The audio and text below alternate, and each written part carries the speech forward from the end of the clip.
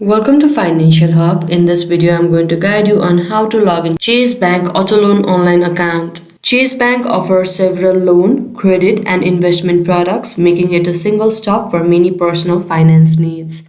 Now, for that, firstly, make sure you open one preferred web browser. Here I am opening Google Chrome. Now at the search bar, you can simply search www.chase.com and press enter. Now you will be led to this official homepage. And at the top, you can see option to open your personal account or your business or your commercial account.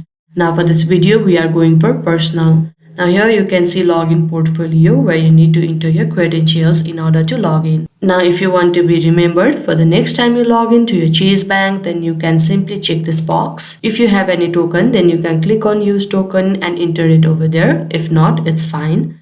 Now in case if you have forgotten your username or your password, here you can see the option forgot username or password.